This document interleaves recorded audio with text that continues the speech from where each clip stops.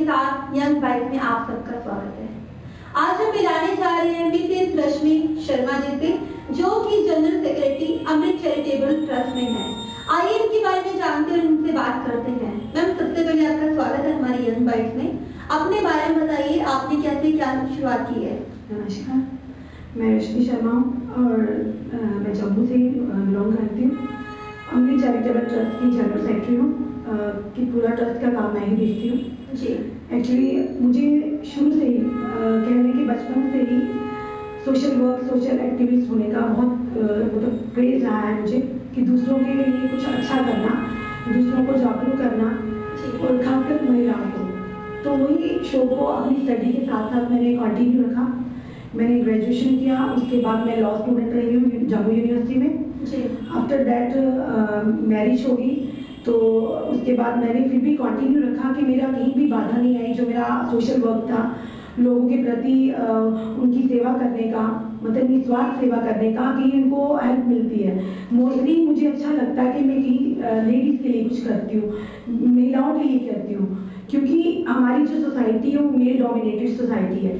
कहीं ना कहीं हम 21st सेंचुरी को भी पार करने वाले हैं, फिर भी लोगों की जो सोच है वो वहीं की वहीं कहीं ना कहीं छोटी है। चाहे गांव में ले लो, चाहे शहरों में ले लो, हम पढ़ लिख तो चुके हैं, बहुत आगे की बड़ी बड़ी डिग्रीज ले चुकी हैं, बट जब महिलाओं की बात आती है, लड़कियों की बात आती है, तो कहीं ना कहीं हम लोग पिछड़ जाते हैं, पीछे रह जाते हैं।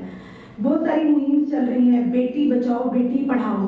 हम तो मोदी जी के शुक्रगुजार है, थैंकफुल है कि उन्होंने ऐसी मुहिम चलाई है कि कम से कम एटलीस्ट हम लोगों को थोड़ा सा जागृति तो आई है हमारे में कि बेटियों को कैसे उनका पालन पोषण करना, कैसे उनको आगे लेके जाना है। बेटी पढ़ाओ बेटी बचाओ। मैं तो कहती हूँ बेटी को अपने पैरों पे स्टैंड भी करो, उसको आगे मोटिवेट करो कि आगे जाके उसको अपने लिए, अपनी हक के लिए लड़ाई कैसे लड़नी है, क्योंकि बेटी ही संसार को आगे चलाती है।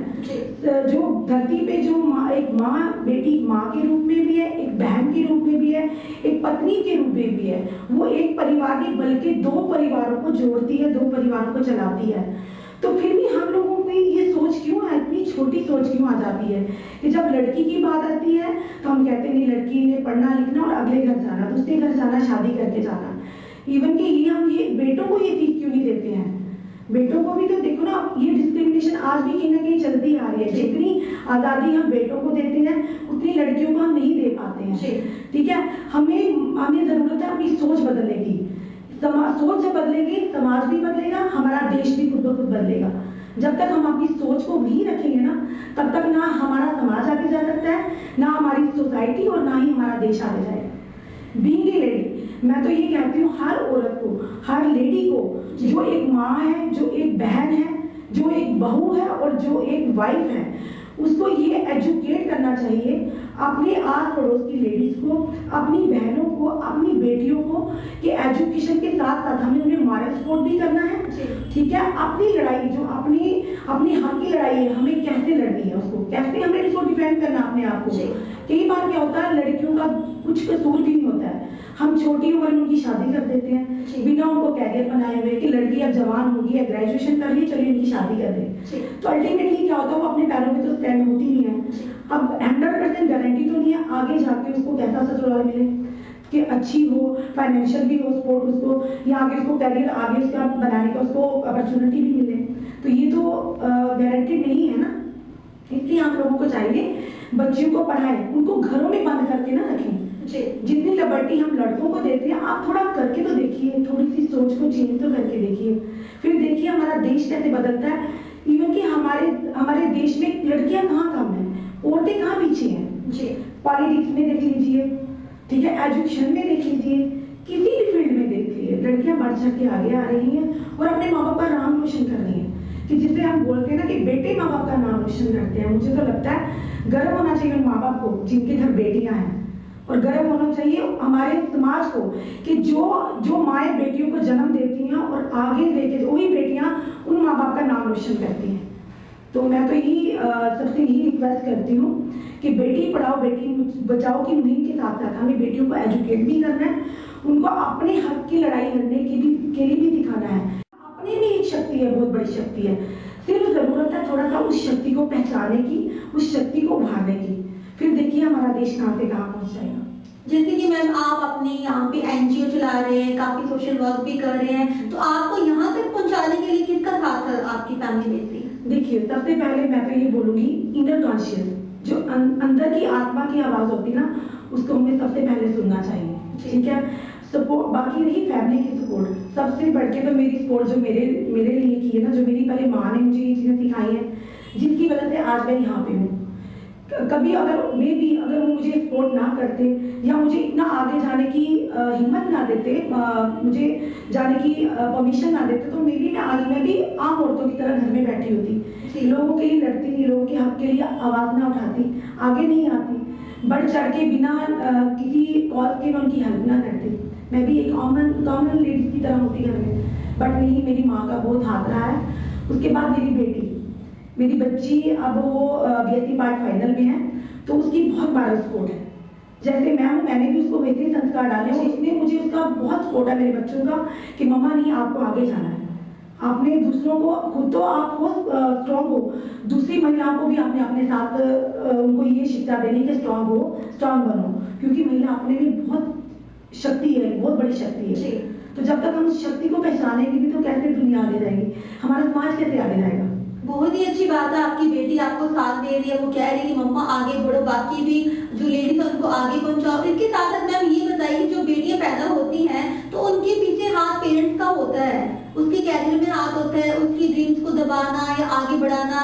उन बेटियों को कैसे उनको जगाना चाहिए, उन पेरेंट्स को क्या बोलना चाहिए कि अपनी बेटियों को कैसे देखें कि उसमें क्या टैलेंट है? मैं कहती हूँ बहुत सारी मिसालें हैं, आप देख लीजिए, हमारे जो JNK की सीएम है वो भी ऑनरेबल हमारी महबूबा मुफ्ती जी हैं। हमारी जो लेट डिफेंस मिनिस्टर रही हैं वो भी एक लेडी थी। तो आप ये मिनिस्ट्री में देख लीजिए, बहुत सारी मिनिस्टर्स मिलेंगी आपको, तो देखिए ना लेडीज कहाँ पहुँच गई हैं। फिर इतना सब कुछ देख के तो हम लोग, अगर हमारी सोच में पिछड़ी रहेगी तो बहुत अफसोस की बात है। मैं तो कहती हूँ ये चीज़ें हम लोगों को, हमें इन चीज़ों से सीख लेनी चाहिए, हमें पॉजिटिविटी आनी चाहिए कि देखो, अगर वो महिलाएं में भी यही बच्चियां जो पैदा होती हैं, कल को ये भी ऐसे ही आगे जाएंगी, हमारा नाम रोशन करेंगी। जिस दिन माँ बाप के, पेरेंट्स के दिल में छोटी सी भी ये धारणा आ गई ना कि बेटी और बेटे में कोई फर्क नहीं है, इवन कि बेटियां बेटों से ज्यादा मुझे लगता है माँ बाप का नाम रोशन करती हैं और माँ बाप के बुढ़ापे का सहारा बनती है, उनके दुख दर्द का साथ रहती है, क्योंकि जितनी फीलिंग्स उनके अंदर होती है ना पेरेंट्स के लिए, मुझे नहीं लगता बेटों के अंदर उतनी होगी, ठीक है ना। क्योंकि बेटों ने बाहर का जाना है, कमाना, पढ़ना लिखना, और बेटियां क्या करती हैं, बेटियों ने एक घर को छोड़ के दूसरे घर को जाना है और वो दोनों घरों को जोड़ती है। बेटियां एक फैमिली से दो फैमिली से पूरे समाज को क्रिएट करती हैं, ठीक है ना। हमें तो अप्रिशिएट करना चाहिए, और फिर उन बेटियों को जिनसे हम समाज बना रहे हैं उनको हम क्यों दबा के रखते हैं, ऐसा क्यों हमारे समाज में।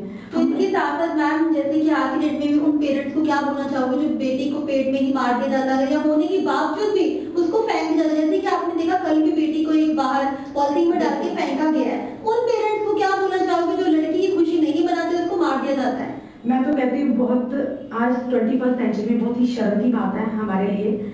हमारे ऑनरेबल जो हमारे PM सर हैं, मोदी साहब, उन्होंने कितनी सारी मुहिम चलाई है, कितने सारे अवेयरनेस कैंप्स चल रहे हैं। ये मैं कहती हूँ सिर्फ उनका ही काम नहीं है, हमें खुद भी आगे आना है। हमारे समाज में क्या लेडीज क्या जेंट्स, सबको आगे आना है, मिलके हाथ से हाथ मिला के इस मुहिम को चलाना है, ताकि हम अवेयर करें लोगों को कि बेटियां, ये तो मैं खुद कहती हूँ, मैं क्या कहती हूँ, सारा संसार में ये चीज है, एक तो बहुत बड़ा पाप है। ये जो माँ बाप जो ऐसा करते हैं वो तो भगवान की नजर में भी बख्शे नहीं जाएंगे, और ना ही दुनिया में उनको, ना दुनिया में कुछ पा सकेंगे। जिनके घर में बेटी, कहते हैं बेटियां जो है भगवान की रहमत होती है, खुदा की रहमत होती है, हर धर्म में ये चीज मानी गई हुई है। कहते हैं जिसके घर में बेटियां हो ना, भगवान उनसे बहुत खुश होता है। तो जब ये चीजें, क्या हिंदू क्या मुस्लिम, हर धर्म के लोग ये चीज को, उसको अडॉप्ट करेंगे, उसको समझेंगे ना, तो मुझे नहीं लगता कोई भी पेरेंट्स, कोई भी इंसान, गरीब से गरीब हो चाहे अमीर से अमीर हो, कि बेटी को पेट के अंदर मारना या बेटी को फेंक देना, वो ऐसा घोर अपराध करेगा या घोर पाप करेगा। जैसे कि दर्शकों आपने सुना, ये थे हमारे साथ जुड़े हुए थे रश्मि शर्मा जी। उन्होंने बताया कि बेटी को पढ़ाया जाए, उनको लिखाया जाए, आगे तक पहुंचाया जाए। अगर आप भी चाहते, जैसे कि हम यहाँ पे एज ए जर्नलिस्ट, यहाँ पे NGO चला रहे, बीइंग ए लेडी, आप अपनी बच्ची को टैलेंट निखारे, उनको पूछे, उनकी का नाम रोशन करे, हमारी जगह मोदी बैठी हो। अब इसी के साथ कैमरा पर्सन अभिषेक के साथ सोनी डोगरा को दीजिए आज्ञा। नमस्कार।